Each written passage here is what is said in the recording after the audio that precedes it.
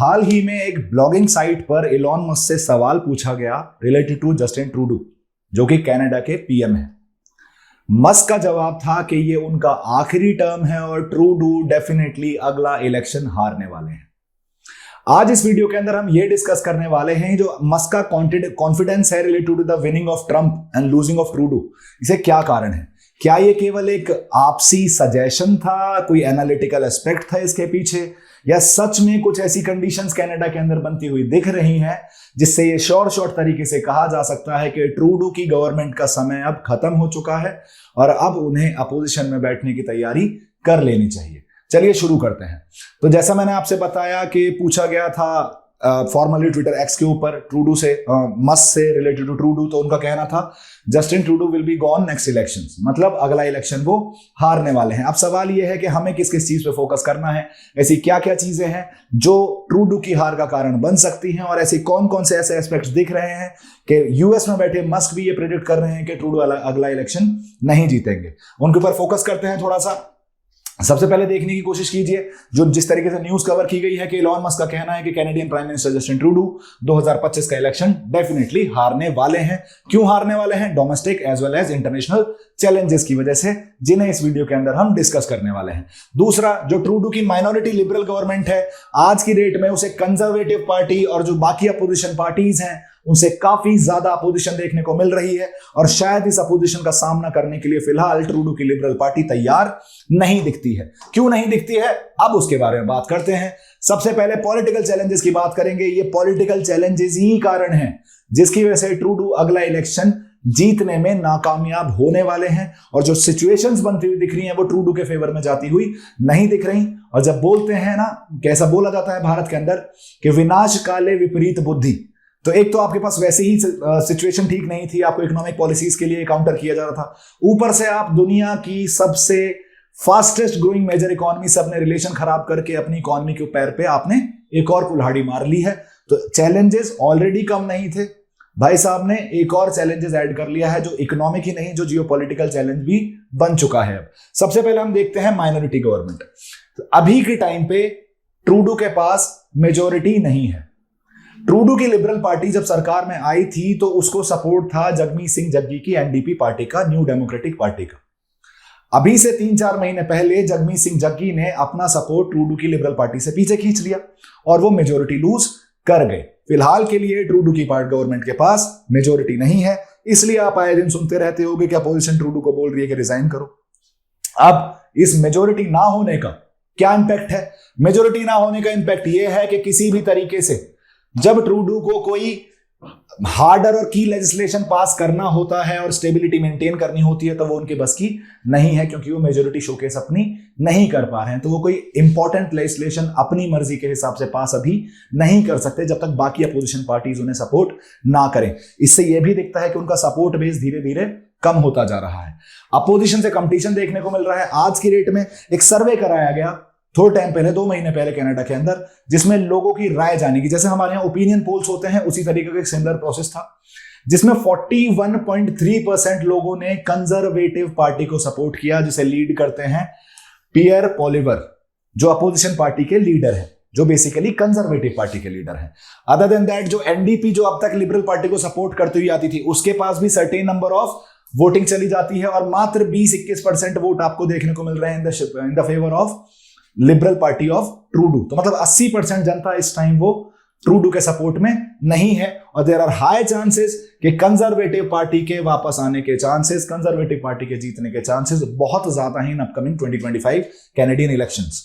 Internal criticism, जो peoples party of Canada की जो एक बहुत इंपॉर्टेंट फिगर है मैक्सिम बर्नियर, उनका सीधा सीधा कहना है कि ट्रूडो की जो पॉलिसीज हैं, चाहे वो इमिग्रेशन को लेके हो, चाहे वो क्लाइमेट को लेके हो, उसकी वजह से उनका सपोर्ट बेस कंटिन्यूअसली गिरता जा रहा है। और जब मैक्सिम बर्नियर जैसे लोग उनको क्रिटिसाइज करते हैं on the floor of parliament, Pierre Poilievre जैसे लोग जब उन्हें क्रिटिसाइज करते हैं on the floor of parliament, तो जो उनके सपोर्टर हैं उनके दिमाग में भी डाउट आना शुरू हो जाता है whether we have chosen the right candidate for the Canadian perspective और नॉट, और वो सपोर्ट जो है ट्रूडो का वो कंटिन्यूअसली आपको डिक्लाइन होता हुआ दिखता है। आगे बढ़ते हैं। इकोनॉमिक फैक्टर्स क्या है?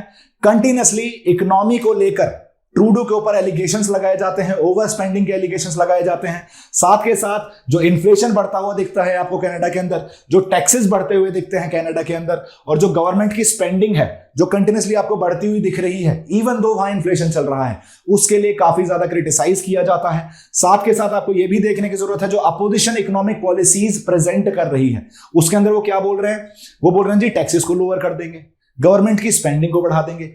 और ये जो दोनों एस्पेक्ट हैं ये कैनेडियन जनता को ज्यादा अपील कर रहे हैं, और इकोनॉमी भी एक मेजर रीजन हो सकता है जिसकी वजह से ट्रूडो का सपोर्ट आपको खत्म होता हुआ दिखे और conservative parties and other parties आपको रिलेटिवली बेटर परफॉर्म करते हुए दिखे when it comes two Canadian elections in 2025।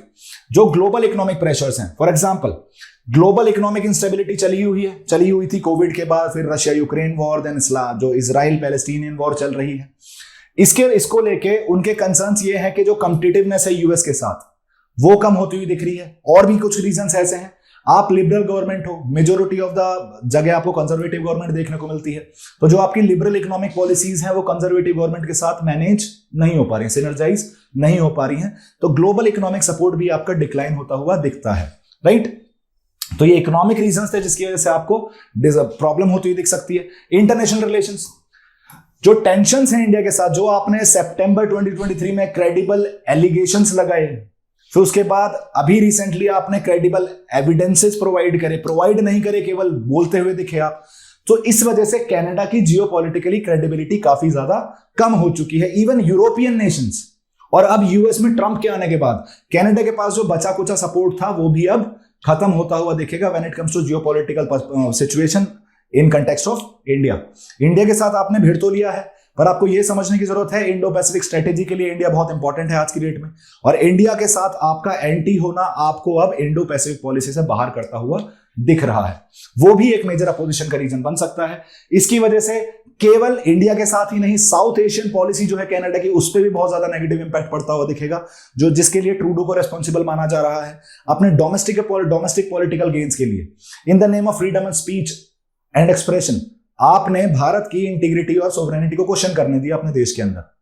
अब सेम चीज अगर भारत करना शुरू कर दे तो शायद आप उस चीज को झेल नहीं पाएंगे। क्यों? क्योंकि आप वो जो बेसिकली जो वेस्टर्न डोमिनेशन का जो एक साइकोलॉजिकल इंपैक्ट है ना आपके ऊपर, जो पिछले 300 साल से आपकी गंदी आदत है वो नहीं जा रही है, वो शायद इस इलेक्शन में हार के बाद आपको रियलाइज हो कि world is not the same place as it was 77 और 80 इयर्स बैक। आपको समय के साथ बदलना होगा, क्योंकि जो बढ़ते गए, जो चलते गए वो बढ़ते गए, जो रुक गए और जो अपने पुराने ख्यालात में खोए रहे वो डूब गए। तो डूबने की कगार पर आपने कनाडा को पहुंचा दिया है उसकी इकोनॉमिक पॉलिसीज और उसके इंटरनेशनल पर्सपेक्टिव्स को लेकर। दुनिया में आज की डेट में एक कंजर्वेटिव शिफ्ट होता हुआ दिखता है मेजोरिटी ऑफ द वर्ल्ड में, चाहे आप अर्जेंटीना की बात करो, चाहे आप इटली की बात करो, आप पोलैंड की बात करो, आप नीदरलैंड की बात करो, आप यूएस की बात करो, आप इंडिया की बात करो, सब जगह आपको कंजर्वेटिव गवर्नमेंट राइज करती हुई दिखती हैं। लेफ्ट जो है वो उसका डाउन स्लाइड की तरफ आपको जाते हुए दिख रही है सारी majority of the left liberal parties. Trudeau की पार्टी भी लेफ्ट लिबरल पार्टी है और देयर आर हाई चांसेस कि कनाडा के अंदर नेक्स्ट इलेक्शंस के अंदर आपको कंजर्वेटिव पार्टी राइज करती हुई दिख सकती है। इन सब कारणों को शायद एनालाइज करके इलॉन मस्क ने कहा कि ट्रूडो अगला इलेक्शन डेफिनेटली हारने वाले हैं। इन सारी चीजों को ध्यान में रखते हुए एक सवाल है आपके सामने, प्लीज इस आंसर करने की कोशिश कीजिएगा। Analyse the political challenges facing Canadian prime minister Justin Trudeau ahead of the upcoming federal elections in 2025 in the context of domestic political pressures, international relations and economic factors. In your analysis, assess the implications of these challenges for Canada's political landscape and its relationship with global powers including India and Germany. Germany के साथ भी आपको, conservative government of Germany के साथ भी आपको Canada के internal issues देखने को मिल जा रहे हैं, इकोनॉमिक इश्यूज देखने को मिल जा रहे हैं, क्लाइमेट चेंज को लेकर इश्यूज देखने को मिल जा रहे हैं, तो उसका रिलेशन जर्मनी के साथ भी बहुत ज्यादा अच्छा फिलहाल नहीं है ट्रूडो गवर्नमेंट का। इन सब बातों को ध्यान में रखते हुए इस क्वेश्चन को आंसर करने की कोशिश कीजिएगा। Subscribe to our YouTube channel. Thank you so much guys and have a good day.